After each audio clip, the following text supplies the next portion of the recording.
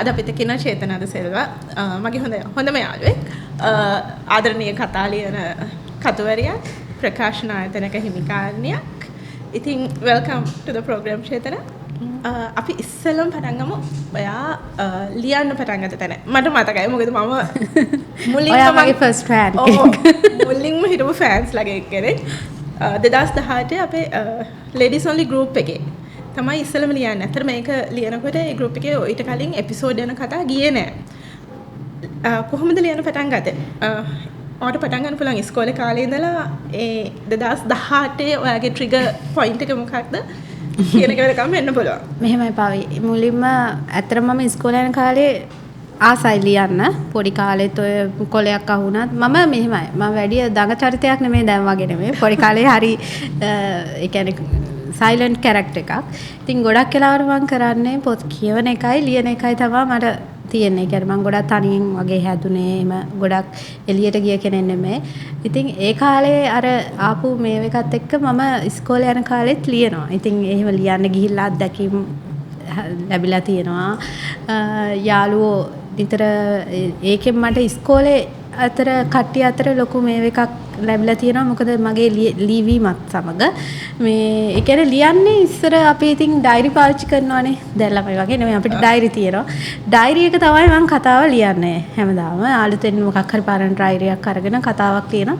ඉතින් ওই ඩයරි එකක් එකපාරක් ඉස්කෝලේ ටීචර් කෙනෙක්ට අහුවෙලා. ඉතින් ඒක ලොකු මොකද මම බෞද්ධ පාසලකට ගියේ. බෞද්ධ මේ ඉතින් අපේ නීති ගොඩක් තදයි. ඉතින් මේ එතනදී ලොකු අකරතැබ්බ වලට මුහුණ දුන්නා.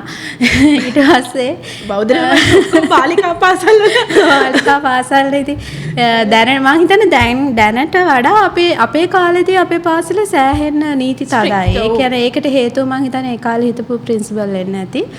ඒ ප්‍රින්සිපල් අනුව එක වෙනස් වෙනවා. ඊට පස්සේ ඉතින් මම A level වලට ප්‍රොජෙක්ට් එක විදියටත් කරේ නවල් එකක්.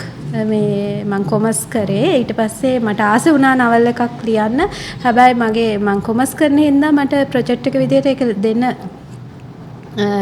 ටීචර් කැමති වුණේ නැහැ. ඊට මම එයාට පැහැදිලි කරා මේක මේ විදියට මට ලියන්න පුළුවන් වාණිජකරණයත් එක්ක සම්බන්ධ කරලා එහෙම ලියන්න පුළුවන් කතාවක් කිව්වහම ඒකට මට අවසර ලැබුණා. ඉතින් මම ඒ කතාව ලිව්වා. ඒක තමයි මම හිතන්නේ නවල් එකක් වගේ හරියටම මට පිළිවෙලකට පබ්ලිෂ් කරන්න පුළුවන් වෙච්ච එක. හැබැයි දැනට ඒ පොත මං ගාව නැහැ. ඒක ඉස්කෝලේට බාර දුන්නා. ඉස්කෝලේ ඊට පස්සේ මට ආයි ලැබුණ නැහැ. ඊට පස්සේ මගේ ලියවීම නවතිනවා. ඊට පස්සේ මම රස්සාවට යනවා, මැරි කරනවා. ඒ හැම දෙයක් එක්කම බිසි ලයිෆ් එකක් වෙනවා. ඔය ඔක්කොමත් එක්ක මම ලංකාවෙන් යනවා. ලංකාවෙන් ගිය කාලෙදි තමයි මම ආයි ලිවීම ආරම්භ කරන්නේ 2018 දී. ඒක තමයි ඔයාලා අපි ඔක්කොම හම්බෙන්නේ. ඔව් ඇත්තටම මේ 2018 ඒ කතාවත් එක්ක සෑහෙන අපි කට්ටියක් එකතු වෙනවා. ඔව් ඒක ලියන්න හේතු වෙන්න පාවි ඒ කාලේ මම රටේ ඉන්න කාලේ මට ඇත්තටම අර සෑහෙන තනිකම කියන දේ ගොඩක් අයට දැනෙනවා. ඉතින් අර අපි මෙහි දකින්න තරම් සුන්දර නැහැනේ. අපි යන්නේ ස්ටුඩන්ට් වීසා වලට. ඉතින් වැඩ කරනවා තනිකම කියන දේ දැනෙනවා. ඒ කාලෙදී මගේ අම්මම තමයි මාව දිරිමත් කරන්නේ. ආපහු ලියන්න ඔය FB එකේ ළමයි හැමෝම ලියනවා. ඔයත් මොන හරි ලියලා දාන්න. එතකොට ඔයාට රිලැක්ස් වෙයි. එහෙම කිව්වම මම ලේඩීස් ඔන්ලි කියන ගෲප් එකේ ඒ කාලේ ඉන්නවා. මේ එක දේවල් දකිනවා. මම නිකමට ඒ ගෲප් එකේ ඇඩ්මින් කෙනෙක් අහනවා මට පුළුවන් ද නවල් එකක් දාන්න මේකට කියලා. මම එච්චර FB යන කෙනෙක් නෙමෙයි. ඉතින් ඒකින්ද මට ලැබිච්ච එකම තැන මෙතන මට ලියන්න පුළුවන් කියන එක. ඊට පස්සේ මේ ඒගොල්ලෝ කැමති වෙනවා. ඉතින් ඒ විදිහට තමයි සුළඟ පොත දැනට නිකුත් වෙලා තියෙනවා. සුළඟ කියන කතාව මේ එළියට එන්නේ. ඒ කතාව හිට් එකක් වෙනවා. හිට් එකක්. අපි මම හිතන්නේ ඉස්සෙල්ලම ඔක දානකොට ලේඩීස් ඔලි ගෲප් එකේ බලන් හිටපු කට්ටිය මේක ඇත්තටම මේ ගෲප් එකට වැදගත්ද කියන තැනේ ඉඳලා නෑ මේක දැන් ඕනේ අද ඕනේ කෝ කතාව කියන තැනට වෙනකම්ම ආවා. කොහොමද ඒක ඔයාලට දැනුනේ? ඒක මම හිතුවේ නැති දෙයක්. ඒ කියන්නේ මම ඇත්තටම දාන්නේ ඒක මට රිලැක්ස් වෙන්නනේ. ඒ වුණාට පළවෙනි එපිසෝඩ් 10 විතර යනකොට පළවෙනිම එපිසෝඩ් එකට මට ලයික් 100ක් වගේ තමයි තියෙන්නේ. ඉතින් මට ඒකත් නිකන් ලොකු දෙයක් වගේ දැනෙනවා. කට්ටිය ඇවිල්ලා මට කමෙන්ට් දානවා. 10 දෙනෙක් වගේ කමෙන්ට් කරන්නේ. ඒ අතර මම හිතන්නේ ඔයගොල්ලොත් හිටියා. ඒකත් ලොකුවටත් ඒ හිතුණා මට. මේක ලොකු දෙයක් වගේ. කියන්නේ පිළිගන්න පිරිසක් මාව ඉන්නවා කියන එක. ඊට එපිසෝඩ් 10ක් විතර යනකොට තත්ත්වය සෑහෙන වෙනස් වෙනවා. එතකොට අර සෑහෙන පිරිසක් මගේ වට එකතු වෙනවා. ඕක ගොඩාක්ම මං හිතන්නේ මගේ ජීවිතේ ලොකුම පෙරලියක් කරන්නේ අහස් පොත් කතාව ලියන්න ගත්තාම ඒක හිතපු නැති විදියට ඒ කාලේ FB එකේ වයිරල් වෙලා සෑහෙන දෙනෙක් කතා කරන කතාවක් වෙනවා. ඉතින් ඒ නිසාම තමයි මම හිතනවා අහස් මට ලකී කියලා හිතලා ඒ නම ඇප්ලිකේෂන් එකටත් මම ඒ නමම පාවිච්චි කරන්නේ. පාවිච්චි කරේ. දැන් 2018 මේ FB එකේ ලියන්න පටන් ගත්තට පස්සේ සෑහෙන ඇත්තටම කතා ප්‍රමාණයක් ලියනවා Facebook එකේ. ඔයාගේම page එකක ලියනවා. ඒ කාලේ පොතක් පබ්ලිෂ් කරන එක කොච්චර අමාරු වුණාද? බොහොම අමාරු වුණා. දැන් වගේ නෙවෙයි. ඒ කියන්නේ මෙහෙමයි. ඒ කාලේ පබ්ලිෂර්ස්ලා හරි අඩුයි හිටියා. කතෘ ප්‍රකාශ කරන ප්‍රමාණෙත් එහෙම ලොකුවට දැනුවත් තිබ්බේ නැහැ. ඒ කියන්නේ මෙහෙමනේ. දැන් ඒ කාලේ දැන් ගොඩක් දේවල් අපිට FB එකේ කට්ටිය දැනුවත් කරනවා. ඔයගොල්ලෝ මෙහෙම කරන්න, ඔයාලා මෙහෙම කරන්න, මේ විදියට කරන්න කියන එක ඒ කාලේ එහෙම දැනුවත් කිරීමක් කරන්නව තරම් ඒක ලොකුවට ස්ප්‍රෙඩ් වෙලා තිබ්බේ නැහැ. ඒ කියන්නේ FB නවල් කියන එක ගොඩක් අය අපි FB එකේ ලියනවා කිව්වහම නිකන් අර ඔය කුණු මොකක් හරි කුණු ගොඩක් ඔය ඉන්න බැරුවට නිකන් දාන්න තියෙන තැන ඔහේ දාන ලියන එකක් එහෙම කියලා තමයි අපි අර මේව කළා තිබ්බේ. ඉතින් මම රටේ ඉන්න කාලෙත් මේ ගොඩක් ඔයගොල්ලොත් කිව්වා මට පොතක් කරමු කියද්දිත් මේ මට එච්චර උනන්දුවක් තිබ්බේ නැහැ. මොකද මම ලංකාවේ නෙමෙයි හිටියේ. හැබැයි මම ලංකාවට ආවට පස්සේ මට ආසෙ හිතුණා පොතක් කරන්න. එතකොට මම හොයාගෙන ගියා ප්‍රසිද්ධ ආයතන කීපයක්. ඉතින් ඒ වයින් අර මම FB රයිටර් කෙනෙක් කියන එක මේක FB එකේ ලියපු පොතක් කියනකොට කවුරුත් ඒක පිළිගත්තේ නැහැ.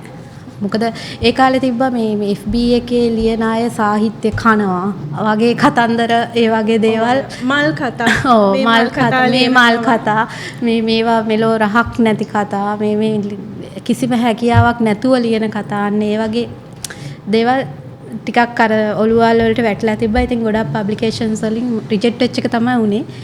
ඉතින් ඊට පස්සේ මම හිතුවා මං තනියෙන් කරන්න. ඒ කියන්නේ මට පොතක් කිරීමේ ආසාවත් එක්ක.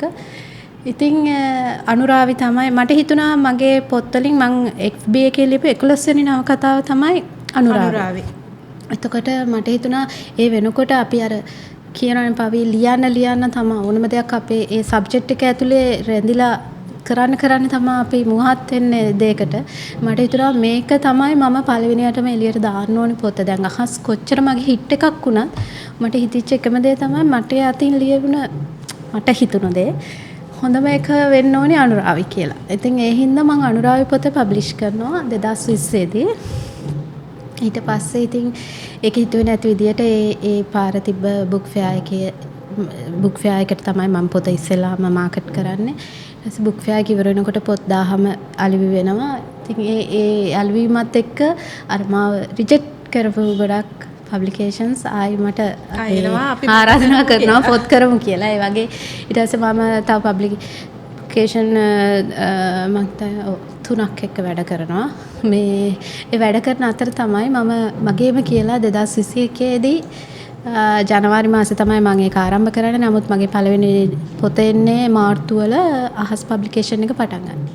අහස් එක මෙච්චර දුරක් ආපු එක දැන් අහස් එකේ සෑහෙන පොත් ප්‍රමාණයක් කරලා තියෙනවා. ඔයාගේ පොත් ඔක්කොම 18ක් කරලා තියෙනවා. ඒ කියන්නේ වෙන පබ්ලිකේෂන්ස් වලින් කරපු පොතුත් රීප්‍රින්ට් කරලා තියෙනවා අහස් එක through. සහ අහස් එකේ කතුවරුන් සියල්ලගෙම තියෙන සෑහෙන පොත් ප්‍රමාණයක් 100 දැන් මම හිතන 120කට කිට්ටු වෙන පොත් ප්‍රමාණයක් අපි කරලා තියෙනවා. ඒ කියන්නේ විවිධ ශානර වලින් කවි පොත්, කෙටි කතා පොත්, එතකොට සයන්ස් ෆික්ෂන් දැන් අපි මේ අවුරුද්දේ පරිවර්තන වලට යෝන කතා පරිවර්තන වලට කියන්නේ මට ඕනි වුණ නැහැ එකම තැනකට කොටු වෙන්න. ඒ කියන්නේ මේ ගොඩක් අය අපි උත්සාහ කරනවානේ මේ පබ්ලිකේෂන් එක මේගොල්ලෝ මේ මල් කතා කරන්නේ මේගොල්ලෝ මෙහෙමයි අර එහෙම මම මේ මල් කතා කියන වචනේ ඒක මම එච්චර කතා කරන්න කැමති නැති වචනයක්. ඒ කියන්නේ ගොඩක් වෙලාවට අපි ප්‍රේමය ගැන සමහර වෙලාවට කතා කරනවා අපි එක වෙලාවට සම්මානනීය පොත්වල පවා ප්‍රේමය ගැන කතා කරනවා.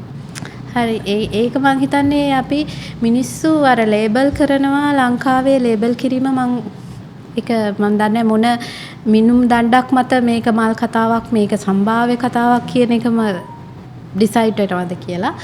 ඉතින් අර මට ඕනි උනේ මේකයි මට ඕනි උනේ විවිධ ශානර වලින් පොත් කරලා ඉදිරියට යන්න පබ්ලිකේෂන් එකක් විදියට. ඒ වගේම ගොඩක් මම උත්සාහ කරලා කරේ අලුත්ම අය මගේ පබ්ලිකේෂන් එකෙන් අලුත්ම ලේඛිකාවන්ට තැන දෙන්න. මොකද මම දන්නවා මම මෙතනට එන්න වින්දා අමාරුව. ඉතින් ඒ හින්දා මට ඕනේ උනේ අර ඒ වගේ ඉදිරියට ඉදිරි ගමනක් යන්න කැමති කතුවරයන්ට කතුවරියන්ට අතක් දෙන්න තමයි try එක. ප්‍රකාශන දැන් අවුරුදු 5ක් අහස් ප්‍රකාශනික වැඩ කරලා තියෙනවා.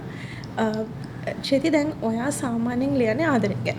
අපි මල් කතා කියන කෑල්ල ඇත්තටම මමත් ඒ ටර්ම් එකට වැඩි කැමති නෑ. ඒනොට මට හිතෙනවා මල් කතා ලියන්නේ කොහොම ලස්සන මල් වගේ කෑල්ල තමයි සෙට් එකක් කියලා. මම නෑ ඒක කියන්න බෑ. දැන් අපි කතා කරොත් ලොකුම විප්ලවයක් කරනවා සුජීව ප්‍රසන්න ආරච්චි කියන මහත්මයා. ඔයා ලොකුම විප්ලවයක් කරනවානේ. ඉතින් ඊට පස්සේ යවුවන සමින්ද්‍ර අයියා චන්දි කොඩිකාර මිස් එතකොට එඩ්වඩ් මල්ලවාරච්චි.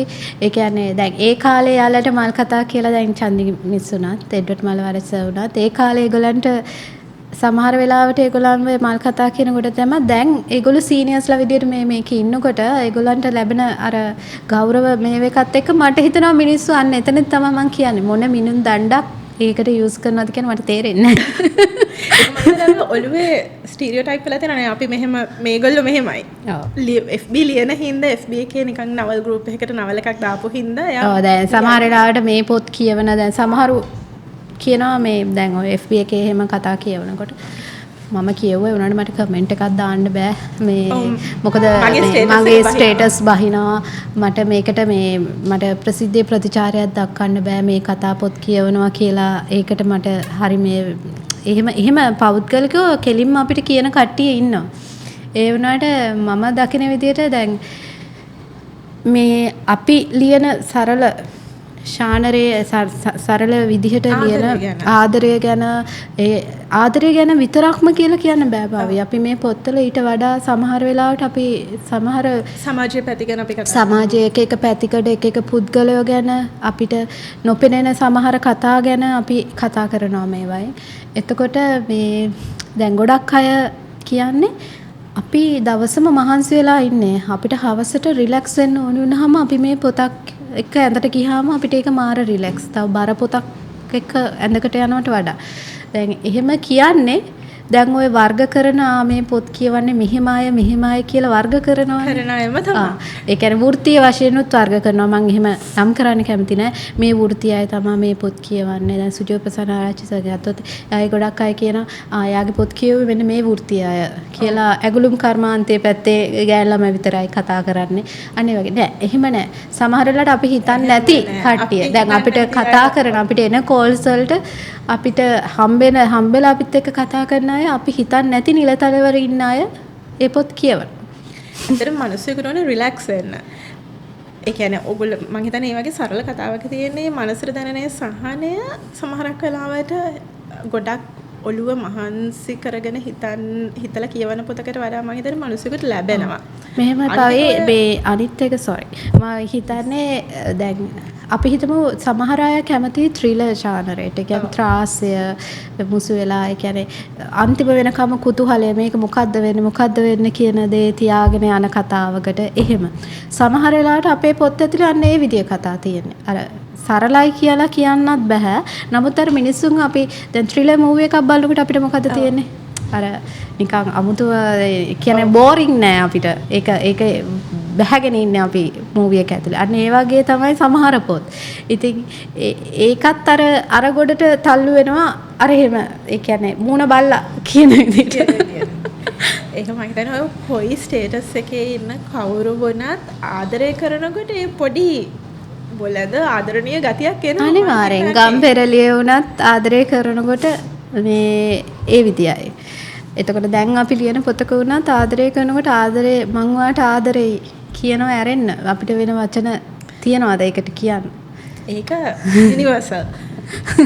චිතිය ගොඩක් ආදරය ගැන ලියලා තියෙනවා. එක විදිහ ආදරය ගැන ලියලා තියෙනවා. ඔයාට කොහොමද ඔකට ලැබෙන පාඨක ප්‍රතිචාරය කියන්නේ මම දන්නවා සමහර කලාට බලාපොරොත්තු වෙනවා අපි හරියටම හරි ගෑනු ළමයා මෙහෙම ඉන්න ඕනේ පිරිමි ළමයා මෙහෙම ඉන්න ඕනේ මේ වගේ එක ෆ්‍රේම් වර්ක් එකක් තියෙනවා. බට ඔයා එකෙන් එළියට ගිහිල්ලා ගොඩක් සමාජයේ තියෙන රියල් ලයිෆ් සිටුේෂන්ස් ලියලා තියෙනවා. ඒ කියන්නේ මං හරි ආසයි අද කාලේ ඉන්න කතන්දර ලියන්න. ඒ කියන්නේ අපි තවදුරටත් ගම්වල වෙලක මේ ඉන්න චීත ගවුමක් ඇඳගෙන මල් වට්ටියක් අරගෙන දහම් පාසල් යන එහෙම සමාජයක් තුළ මං හිතන්නේ අද අපි ඉන්නේ කියලා. අපි ඊට එහා ගිය ඔයා මම ගත්තත් අපි ඊට එහා ගිය සමාජයක අපි දැන් ජීවත් වෙන්නේ. එතකොට අපි ලියන්න ඕනේ අද ගැන. හැබැයි ඒක අර මිනිස්සුන්ව ආකර්ෂණය කරගන්න විදියට ෆැන්ටසියක් ඒක ඇතුලේ නිර්මාණය කරලා ලියන්න ඕනේ. ඉතින් නැත්තම් අර මිනිස්සු එකට ඇදෙන්නේ නැහැ. දැන්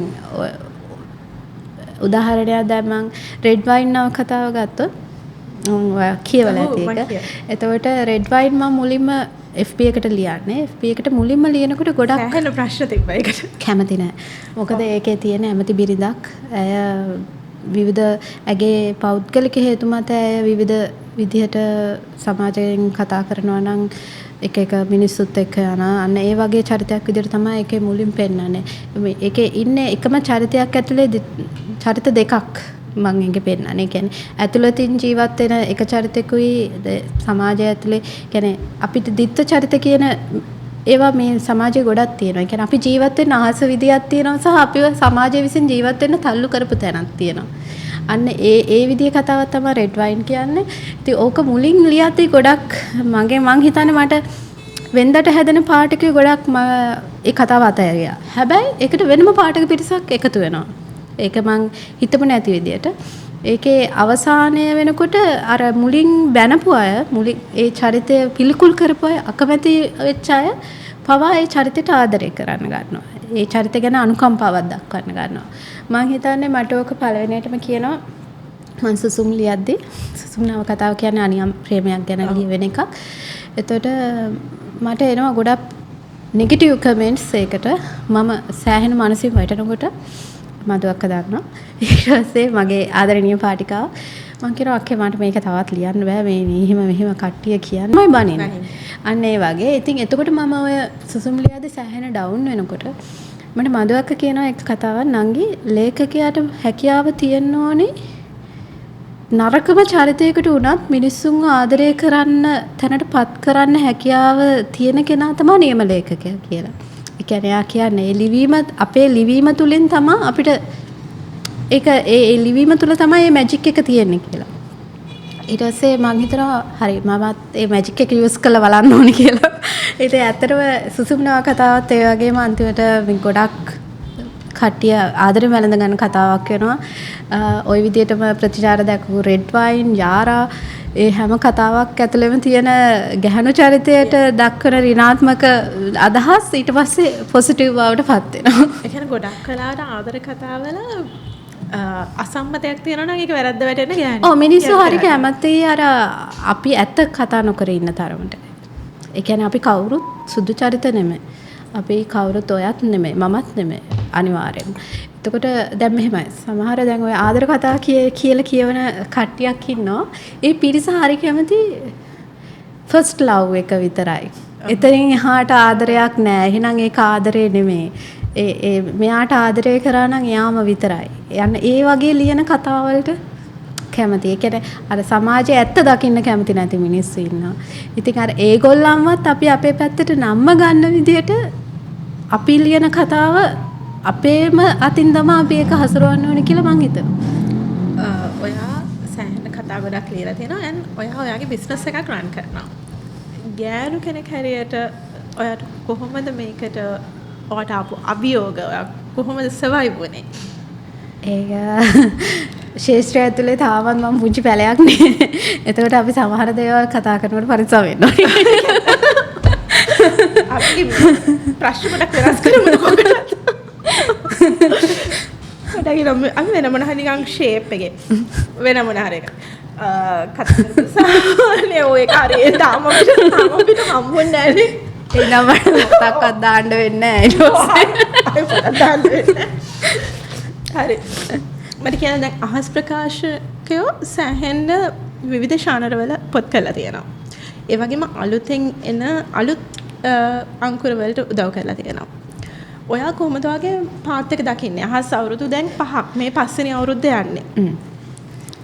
පාත් එක ඉතින් පාත් එක ටික ඔයගොල්ලෝ තමයි ඒ හයිය තමයි මට හැමදාම තියෙන්නේ. මම හැමදාම කියනවා මගේ වටේ ඉන්නවා සෑහෙන ආදරණීය පිරිසක්. ඒ කියන්නේ මාව වැටෙන නොදී මාව හයියෙන් අල්ල ගන්න පිරිසක් මගේ පවුලයත් එක්ක බැලුවොත් ඇත්තට මගේ යාළුවෝ මගේ වටේ ඉන්න ඕගොල්ලෝ ඇත්තටම කියන්න ඕනේ අර මම වැටෙන හැම තැනකදීම මට වැටෙන නොදී මිනිස්සුන්ට තනියෙන් යන්න ධෛර්යයක් තියෙනවා. මගේ හිතේ ධෛර්යයක් තියෙනවා. ඒ වුණාට අපි ඕනම වෙලාවක පුංචි තැන් තියෙනවා අපිව වැටෙන. ඒ තැන්වලදී අපිට ඉන්න ඕනේ අපිට කතා කරන්න කෙනෙක්, අපිව හයියට අල්ල ගන්න කෙනෙක්. ඉතින් එහෙම පිටසක් මම වටේ ඉන්නවා. ඉතින් ඒක ඒ සමහර වෙලාවට මගේ ආදරණීය පාඨකයෝ වෙන්න පුළුවන්. ඒ කියන්නේ මම මානසික බින්දුවට වැටෙච්ච තැනදී සමහර වෙලාවට මම නොහිතන විදිහට මගේ පද දැන් අනුරාවියන් යන්නේ වගේ මොහොතක මම සාමාන්‍ය මගේ පෞද්ගලිකත්වයේ කතා කරන්න කැමති නෑ. නමුත් අනුරාවි කියන පොතේ එළියට එන්නේ මම ජීවිතේ ගොඩක් පස්සටම ගිය තැනකදී බින්දුවට වැටිච්ච තැනකදී. හැබැයි මගේ ආදරණීය පාඨකයෝ මට අනුරාවි වෙත දීපු ආදරය ඒ පොත වැළඳගත්ත විදිය සහ ඒ ගිය මගේ මේ මුළු ගමනටම හේතුවක් වුණේ මං හිතන්නේ අන්න ඒක. ඉතින් සතුටුයි මේ ආපු ගමන. ලේසි වුණේ නෑ. ක්‍රයිසිස් එකක් ආවා, කොරෝනා ගම් අතුරාවා.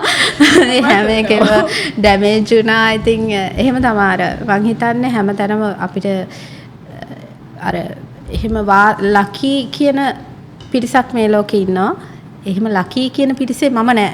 මම ඉන්නේ අර හાર્ඩ් වර්ක් කියන චරිතේ. ඒ කියන්නේ අපි මහන්සි වෙලා තැනකට යන්න ඕනේ කියන චරිතේ. ඒ කියන්නේ මෙහෙම ඉඳගෙන දේවල් හම්බෙන මිනිස්සු ඉන්නවා. අපි ඇවිල්ලා මහන්සි වෙලා යන්න ඕනේ තැනට ඉන්න තැන. ඉතින් ඒක මං කියන්නේ මේක හැම වෙලේම ඉතින් අර හිතේ තියෙන්න ඕනේ නෑ මෙතන නෙමෙයි මගේ නැවතීම. මෙතනින් මම වැටෙන්නේ නෑ කියන එක හිතාගෙන යන්න ඕනේ. දැන් ලේඛිකාවක් හැටියටත් වැඩ කරනවා, ප්‍රකාශිකාවක් හැටියටත් වැඩ කරනවා. ඔය රෝල්ස් දෙක කොහොමද බැලන්ස් කරගන්නේ? කොහොමද ටයිම් මැනේජ්මන්ට් කරගන්නේ? ගෙදර මම දන්නවා ඉන්න පොඩි සුනාමියක්. ඒකයි ඔක්කොම අතක කොහොමද ඔගේ ටයිම් මැනේජ්මන්ට්? ගොඩක් අමාරුයි. ඒ කියන්නේ සෑහෙන්න අමාරුයි.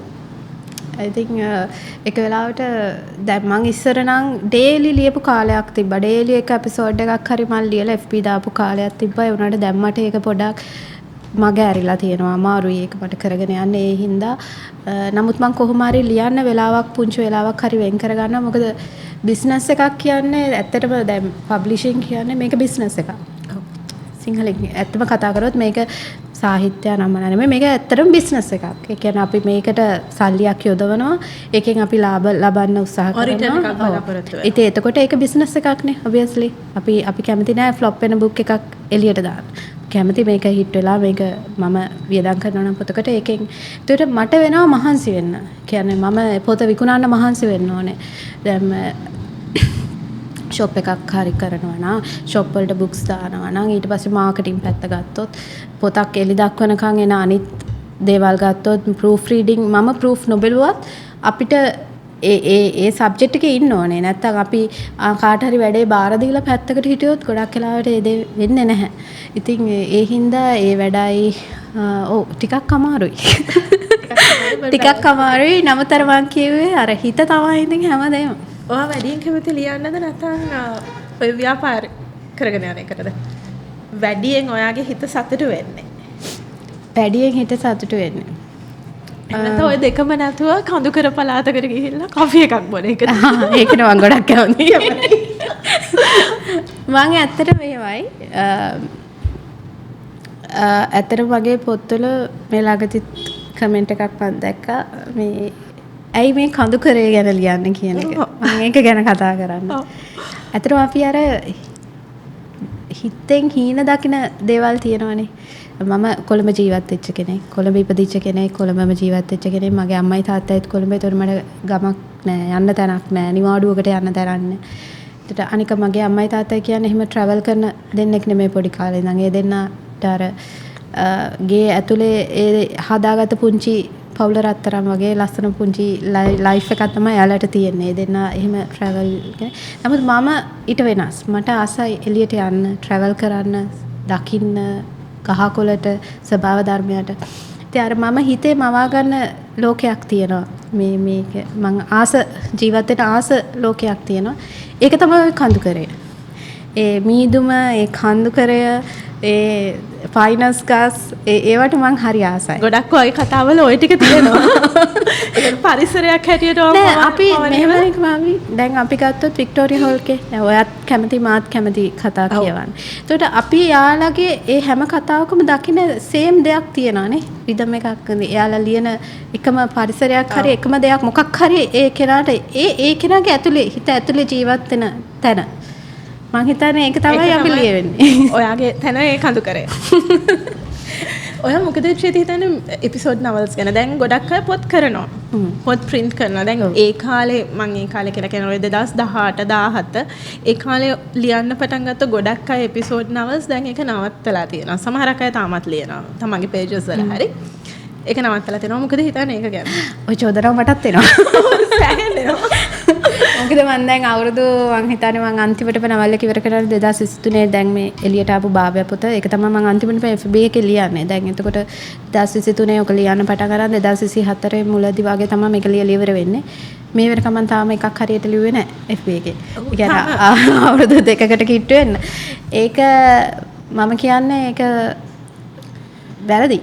මගේ ඒ කියන්නේ මෙහෙමයි අපිට ආදරය කරන ෆෑන් බේස් එකක් FB එක ඇතුළේ තියෙනවා. සමහර වෙලාවට එයාලා තමයි අපි මෙතනට අද අරගෙන ආවේ. ඒක අපි කියන්න ඕනේ. ඒ කියන්නේ FB එක කියන platform එක තිබ්බේ නැත්තම් අපි මෙතනට එන්නේ නැහැ. ඉතින් ඇත්තටම මට ලියන්න ආසයි. ඒ කියන්නේ අදටත් මම මේ පොතකින් එන ප්‍රතිචාරයකට වඩා හරි ආසයි FB එකේ එදා ලියලා ඒගොල්ලෝ දාන කමෙන්ට් එක. ඒකෙන් මම හරියට එන්ජොයි කරනවා. මේ දැන් මේක කියවලා මේ පොතක් අපි එළියට දැම්මහම අපිට මේ ඒකේ කමෙන්ට් එන්නේ බොහොම මේ කියන්නේ 100ක් කියවුවොත් 100ට එකක් වගේ තමයි අපිට මේ කමෙන්ට් එකක් ඒකට එන්නේ. නමුත් FB එකේ එහෙම නැහැ. FB එකේ අපිට ඩේලි අපිට ලැබෙන ප්‍රතිචාර. ඉතින් FB එකේ කතාවක් ඉවර වුණාම ඒ ලැබෙන ප්‍රතිචාර මට මතකයි ඉස්සර මම ලියනකොට සමහරු කවි නිස්දෙස් ලියනවා කතාවට. ඒක වෙනම ලෝකයක්. ඒක වෙනම තැනක්. ඉතින් අපි එතනින් හදාගත්ත ෆෑන් බේස් එකක් තියෙනවා. අපි එතනින් හදාගත්ත ජනප්‍රියකමක් තියෙනවා. ඒ මත තමයි අපි ඉස්සරහට එන්නේ. ඉතින් එතන අතාරින්න හොඳ නෑ. මං කියන්නේ එතන හොඳම තැනක්. ඒ කියන්නේ ඉස්සර අපි මෙහෙම කතා කරමු ඉස්සර පත්තරයකට මනුස්සෙට ලියන්න හම්බ වෙන්නේ හරිම අඩුවෙන් ඒ chance එක. ඒ කියන්නේ සමහර වෙලාවට අපි ඔය දන්න කියන මාටි වික්‍රමසිංහ ගත්තොත් ඒ කාලේ සමහර විට ඔහුට වඩා හොඳට ලියන්න පුළුවන් අය ඉන්න ඇති ඒ සමාජයේ අනිවාර්යයෙන්ම. හරිද? නමුත් එයාලට එළියට එන්න තැනක් තිබ්බේ නැහැ. එයාට එළියට එන්න අත දෙන්න තැනක් තිබ්බේ නැහැ. මිනිස්සු එයාලගේ ලිවීම පිළිගනීද නැද්ද කියලා බලන්නවත් අත්හදා බලන්නවත් තැනක් තිබ්බේ නැහැ. ඒකනේ ඇත්ත කතාව. සමහර විට මාටි වික්‍රමසිංහ අභිබවා යන්න පුළුවන් කට්ටිය ඕනතරම් ඒ සමාජය තුල ඉන්න ඇති. ඒ කාලේ අදහස් ප්‍රකාශ කරන්න platforms නෑ. එතකොට 90 ගණන් වලට එනකොට පත්තරේ තිබ්බා. ඒත් නමුත් පත්තරේ කියන තැනටත් එන්නේ බොහොම සුළුතු ප්‍රමාණයයි. ඒ කියන්නේ තේරිලා හරි මොකක් හරි දැන ඇඳුරුම්කමක් හරි මොකක් හරි ක්‍රමයකින් තමයි කට්ටිය එන්නේ. සමහර අය ඉන්නවා දැන් මට ලියන්න හැකියාවවත් මම යන්නේ නැහැ පත්තරේට මට මේක ලියන්න පුළුවන්ද මේක පළ කරන්න පුළුවන්ද කියලා අහන්න තරම්. නමුත් FB කියන එක ආවට පස්සේ මම දකින දෙයක් තමයි අපි හිතපු නැති විදිහට මේ සාහිත්‍ය පොත් කියන එක ලොකු මාකට් එකක් ලංකාවේ වෙන්න ගත්තා. ඔව්. ඒ කියන්නේ දැන් අපි වුණත් මම කවදාවත් හිතුවේ නෑ මම රයිටර් කෙනෙක් වෙන්න මම කවදාවත් හිතුවේ නෑ පබ්ලිෂර් කෙනෙක් වෙන්න මම ඉගෙන ගත්ත වෙන පැත්තක් මම ජොබ් එක කරේ වෙන පැත්තක්. නමුත් හැමදේම වෙනස් කරන්නේ FB එකෙන්. ඒ කියන්නේ නිකන් ආසාවට හොබි එකට මේ වෙකට දාපු මේ එක පෝස්ට් එකකින් තමයි මම මෙතන ඉන්නේ. සමහර විට ඔයා උතන ඉන්නේ. අපි හැමෝම ඉන්නේ. හරිද? ඒ කියන්නේ ඔයා දන්නෙත් නෑ ඔයාගේ ඇතුලේ මෙහෙම දෙයක් තිබ්බයි කියලා. මම දන්නෙත් නෑ මගේ ඇතුලේ මේ වගේ චරිතයක් තිබ්බයි කියලා. ඒ හැමෝම එළියට එන්නේ FB එකේ. ඉතින් මම කියන්නේ FB එක හරි හොඳ තැනක්. හැබැයි අපි හරියට පාවිච්චි කරන්න ඕනේ. ඒක හරි. අපි භාව්‍ය ගැන චුට්ටක් කතා කරමු. භාව්‍ය තමයි අහස් වලින් අලුතෙන්ම ඔයාගේ පොත. ඔව්. භාව්‍ය ගැන පොඩ්ඩක් කියන්න. මොකද භාව්‍යටත් සෑහෙන බරපතල කමෙන්ට්ස් හම්බ වුණා ඔයාට. භාව්‍ය ගැන කතා කරනවා නම් භාව්‍යගේ මම කතා කරන්න ඔකේ චරිත දෙකක් ඉන්නවා. කාලවකවානු දෙකක. ඒ කියන්නේ මම කතාව ස්පොයිල් කරන්න නැහැ කියලා හිතනවා කියන්න ඉන්න අයට. මේකේ භාව්‍ය කියන්නේ ඉස්කෝලේ යන ගෑන් ළමයෙක් අවුරුදු 18ක විතර. මේ ගොඩක් ලස්සන. එතකොට ඇය ඉන්නේ ගමේ. එතකොට තව කෙනෙක් ඉන්නවා නගරේ ආකර්ෂා කියන කෙනා. ඇය ජනප්‍රිය නිලියක් අවුරුදු 30 ගණන් වල විතර පසු වෙන බොහොම ජනප්‍රිය නිලියක්. මේකේ ප්‍රධාන චරිත දෙක ගත්තොත් මම හිතන්නේ භාව්‍ය සහ ආකර්ෂා. ඉතින් ඒ චරිත පිටිපස්සේ තියෙන ලොකු කතාවක්. ඒ කතාව ඇවිල්ලා මම ඔතනදී කතා කරනවා පුංචි කාලේදී අවුරුදු 12-13 දී අපි මල් වගේ හදනවා කියන ගෑනු ළමයි අපිට ඒක සුළු මොහොතක් ඇති ඒ ළමයිගේ ජීවිත වෙනස් වෙන්න. ඉතින් ඇත්තටම භාව්‍යගේ අම්මටත් වෙන්නේ ඒක තමයි මේ කතාවේ. භාව්‍යගේ අම්මා අවුරුදු 13ක් වගේ පොඩි වයසේදී අතවරයකින් තමයි ඇය ගැබිනියක් වෙන්නේ. ඉතින් ඒකත් එක්ක අපි ගොඩක් මිනිස්සු දකිනවා සමාජයේ කතා කරන දකින්න විදියක් තියෙනවා තමයි මේ පොඩි කමට කරගත්ත දේවල් අර මේ ඔය ඊට පස්සේ දැන් ඇය ඊට පස්සේ දරුවා ලැබුණාට පස්සේ දැන් අවුරුදු 13ක දරුවෙක්ගේ මනසක්නේ තාම එයාට තියෙන්නේ. ඒතකොට එයා ප්‍රෙග්නන්ට් වෙනවා. දරුවෙක් දරාගෙන ඉන්නවා. ඒ දරුවා දරා ගන්නකොට සාමාන්‍ය ගැහණියකට විඳින්න වෙන සියලු දේවල් අවුරුදු 13ක දැරියක් විදියට ඇයට දරන්න සිද්ධ වෙනවා. එතනදී ඇය දරුවා උපන්නට පස්සේ ඇයට ඇති වෙන දරුවා ගැන වෛරයක්. සාමාන්‍ය මාවකට ඇති වෙනවට වඩා. ඒක අපි වෛද්‍ය විද්‍යාවේ දන්නවා ඒක මේ ડિප්‍රෙෂන් තත්ත්වයක් එක්තරා විදියක. ඉතින් ඇය කරන්නේ දරුවවත් තරම් ගඟට පරිණ එක. කොහොම හරි දරුවත් අම්මත් බේරුණත් ඇය පරිවාස කාලයක් යනවා, හිරේ යනවා, ලොකු ප්‍රශ්න වලට මානසික වලට මුහුණ වෙනවා. දරුවා ලොකු වුණාට පස්සෙත් ඇය දරුවාට වෛර කරනවා. ඒ වෛරයක් ඇතුළේ යන එක පැත්තකින් ඒ කතාව. අනිත් එක ඕකේ ඉන්නවා මයන් කියන චරිතයත් දයාන් කියන චරිතයත්. මයන් සහ දයාන් කියන්නේ තාත්තයි පුතයි. ඒ දෙන්නගේ ලොකු දුරස් වීමක් තියෙනවා මයන්ගේ අම්මා හින්දා. මයන්ගේ අම්මා කියන්නේ අපි කතා කරන ටොක්සික් කැරක්ටර් එකක්. විශේෂ සහිත රිලේෂන්ෂිප් එක තමයි ඒ දෙනා ජීවත් වෙන්නේ. කියන්නේ හැම දෙයක්ම සැක කරන මේ මට ලැබුණ නැත්තම් උඹට කොහොමත් ඉන්න බෑ කියන තැන අන්න ඒ වගේ තැනක තියෙන චරිතයක් හින්දා කොහොමද ඒක දරුවට බලපාන්නේ? ඒ දරුවා ලොකු වෙනකොට ඒ දරුවාගේ මනසට ඒක බලපාලා ඔහුගේ රිලේෂන්ෂිප් වලට ඒක කොහොමද බලපාන්නේ? ඒ කතාව තමයි මේක ඇතුලේ තියෙන්නේ. thank you very much. එතකොට චේති දැන් මේ අවුරුද්ද වගේ තව මොනවද එන්නේ භාව්‍යාව ඉස්සරහට මොනවද එන්නේ? ඉස්සරහට ලියමින් යනවා එකක්. ඒ කියන්නේ මම එකක් ලියාගෙන යනවා. තාම ඒක මොන විදියද කියලා මට කියන්න මමවත් හිතා ගන්න බෑ. ඒ කියන්නේ අපිට කොහොමද මේ අවුරුද්ද අග්ගට කිට්ටු වෙන්න හම්බෙයි? සැප්තැම්බර් බුක් ෆෙයාර් එකේදී අනිවාර්යයෙන්ම සැප්තැම්බර් බුක් ෆෙයාර් එකට එකක් දානවා මම. මොකද ගොඩක් පාඨකයෝ බලන් ඉන්නවානේ. ඉතින් බුක් ෆෙයාර් එකේදී ගොඩක් අය පොතක් ගන්න බලන් ඉන්නවා. ඒකින්ද අනිවාර්යයෙන්ම විල කතා කරන්න බලාගෙන ඉන්නවා. කතා දාන්න ඕනේ නේ. ඒක එහෙනම් අපි හිතමු සෙප්තැම්බර් වෙනකොට ඒක හම්බ වෙයි කියලා. ජයති එහෙනම් thank you very much අද ආවට. thank you වත් මේ අවස්ථාව දුන්නට.